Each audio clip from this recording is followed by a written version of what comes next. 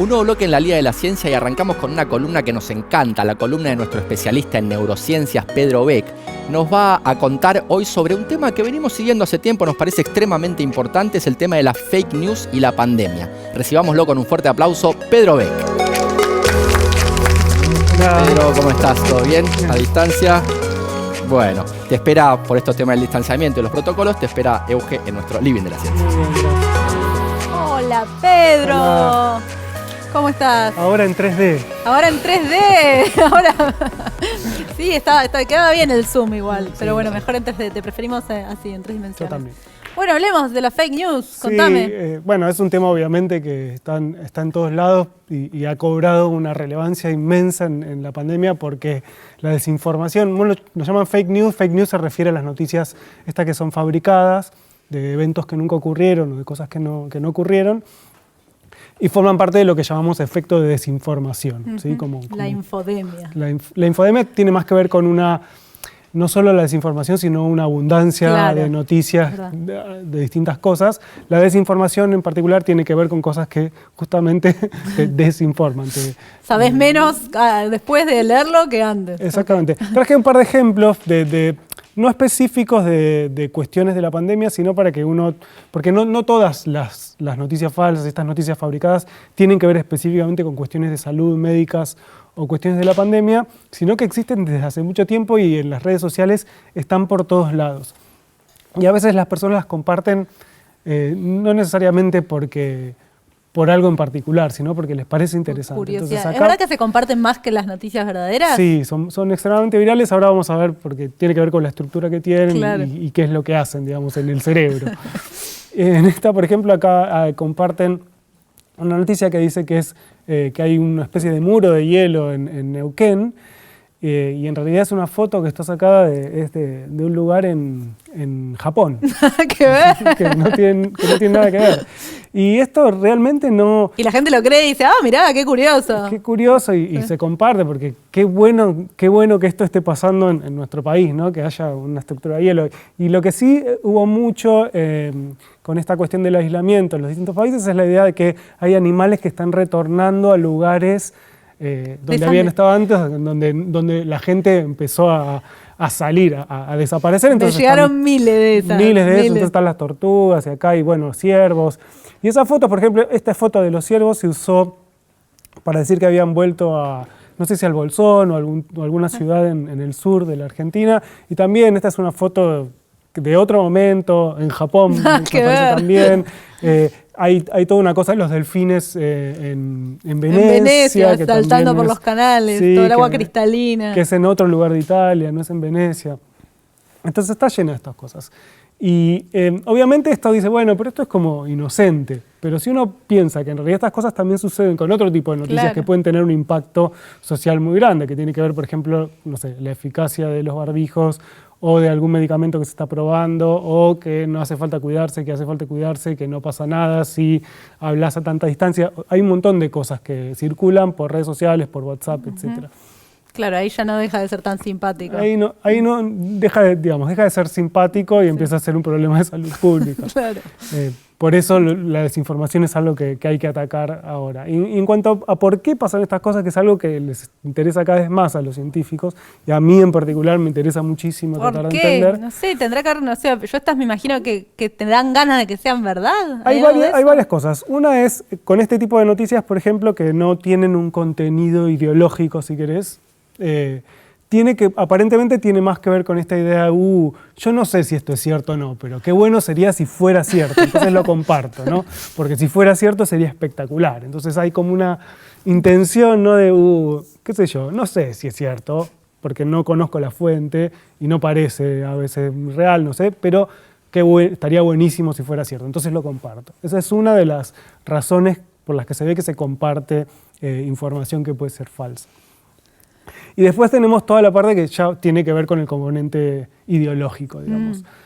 Muchas de estas noticias, así como estas están puestas para generarte una emoción de sorpresa, por ejemplo, hay muchas que están fabricadas para generarte algún tipo de emoción más negativa, si querés. Claro. Entonces, las noticias que producen, por ejemplo, indignación, que producen bronca, también son compartidas mucho más. A veces diciendo esto es falso, ¿no? O tratando de, digamos, de consumirla irónicamente, que se hace también, pero se comparten más, se hacen virales. Entonces, uno tiene que ver con la emoción que producen esas noticias. Cuanto más indignación produzcan, más chances de ser compartidas van a tener. La otra cosa importante es esta idea de la ideología. Y tiene que ver con un mecanismo que se conoce como razonamiento motivado, que es que uno lo que hace es buscar información y compartir información que ayude a llegar a una conclusión que uno ya sacó desde antes, a una creencia que uno ya tiene, una conclusión que ya está sacada, que no es que estoy buscando evidencias para decidir y llegar a una conclusión en base a esas evidencias, sino que yo la conclusión ya la tengo y lo único que tengo que hacer es encontrar la información adecuada para confirmar esa conclusión. Sería el sesgo de confirmación, que en vez de falsear eso que vos crees, todo el tiempo buscas... Sí, pero el sesgo de confirmación es más inconsciente. Es como, bueno, yo miro cosas que coinciden con lo que yo ya creo. En este caso es una búsqueda activa de cosas que confirmen una conclusión en particular a la que quiero llegar, y en términos de ideología política eso es muy claro que ocurre. Claro. Y entonces hay varios experimentos que lo que ven es que este tipo de mecanismos está muy asociado a compartir y a creer en noticias falsas, sobre todo en noticias falsas referidas a eventos o cosas que pasan con el otro lado de la grieta con el que yo estoy relacionado, digamos. Si estoy hablando de partidos políticos, voy a creer más información falsa referida al otro partido político que con el que yo me identifico. Claro. Si es con cuestiones como, no sé, el aborto también, o inclusive grietas de salud ahora, ¿no? De dónde se originó el coronavirus. Se hizo una grieta también. Se hace grietas por cualquier cosa. Y entonces... eso pasa en todos los países, ¿no? Porque uno a veces piensa que es en Argentina, que hay una grieta, etcétera, pero en realidad siempre esto de la polarización ocurre, supongo, en otros países también. Sí, la polarización ocurre en todos lados. Lo que no está claro es si estos mecanismos de las noticias falsas funcionan igual en todas las culturas. Porque no necesariamente eso es lo mismo, y de hecho en Latinoamérica hay muy poca investigación sobre cómo funcionan las noticias falsas, y por eso es un campo que es muy interesante investigar. A ver, Andy creo que quiere preguntar algo. Sí. Andy, el alumno del fondo, sí. Claro, el alumno del fondo quiere preguntar. No, justamente relacionado a esto que decían, que parece ser bastante universal y un poco relacionado a tu promesa de que íbamos a ver las bases neuronales de esto. ¿Tiene que ver con cierta organización innata del cerebro, esta tendencia a compartir fake news o algo así? Sí, una de las, digamos, hablando con toda esta idea de la ideología y el razonamiento motivado, una de las cosas que se piensa y que hay algunas evidencias es que tiene que ver con ciertos mecanismos que usa el cerebro para tomar decisiones y generar creencias. Entonces, nosotros tenemos mecanismos rápidos y mecanismos lentos para pensar. De hecho, digamos, Kahneman, el economista, ganó el premio Nobel describiendo esos fenómenos de toma de decisiones.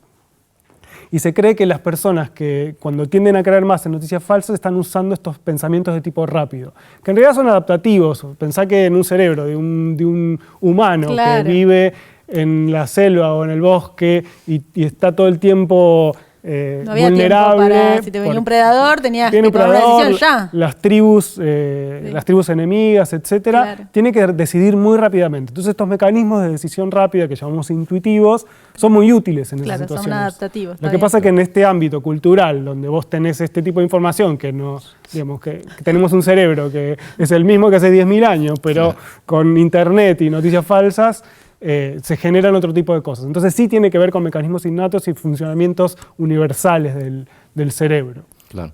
Y lo otro que es interesante es, además de la idea de cómo uno cree de acuerdo a la ideología y estos mecanismos de pensamiento rápido y pensamiento lento, es cómo persisten estas cuestiones y estas noticias en la memoria. O sea, ¿por qué son tan efectivas y después uno cree a pesar de que uno trata de desmentirlas todo el tiempo? O sea, te llega información... Yo creo que todavía tengo varios grupos de WhatsApp que siguen creyendo que esto es cierto. Exactamente. Yo les mandé, mirá, me parece que esta foto es vieja. Viste que no funciona. Es como que las desmentidas son muy difíciles de hacer. Es muy difícil de hacer que funcionen. Y mucho tiene que ver con que cuanto más repetida es, y justamente estas noticias fabricadas se hacen muy virales, entonces nos llegan varias veces por distintas vías, esa repetición lo que hace es generar una sensación que lo llamamos de familiaridad en el cerebro, donde por ahí uno, después de un tiempo, no recuerda de dónde sacó esa noticia, sino que lo vuelve a ver y dice, esto yo lo vi en algún lado, y esa sensación de familiaridad lo que hace es generar una creencia de que eso es cierto, por más que uno, por más que te hayan desmentido eso antes. O sea, la misma sensación de que esto yo ya lo vi genera una sensación de que eso es cierto.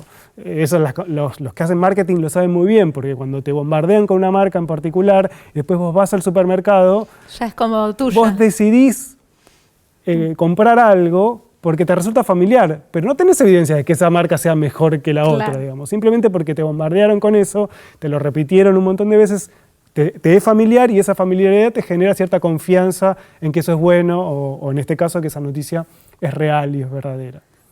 Clarísimo, Pedro, y tenemos que ir cerrando, pero antes, ¿qué nos recomendás para estar atentos? ¿Qué hay que hacer para no caer en esta? Primero es responsabilidad de no compartir información, sobre todo por grupos de WhatsApp y por redes sociales de las que uno no conoce la fuente o que la fuente es dudosa o no te la mencionan claramente. Obviamente los científicos tenemos mucho entrenamiento en buscarlas, sobre todo cuando se trata de evidencia científica, de tratar de entender cuándo son las fuentes. Y en general la población que no es científica tiene menos entrenamiento, pero tenemos como que empezar a mirar un poco y tratar de preguntar, bueno, si esto no sé o no estoy seguro de qué fuente viene, y mejor no compartirlo, porque sabemos que la repetición va a generar más creencia. Y lo otro es disminuir también el acceso a este tipo de información. En general, una de las recomendaciones en esta infodemia es limitar la exposición a noticias a un par de veces por día nada más, para no estar todo el día como recibiendo noticias, además que te producen reacciones emocionales muy fuertes y que pueden tener además consecuencias sobre la salud mental. Bueno, muy bien, Pedro, muchas gracias.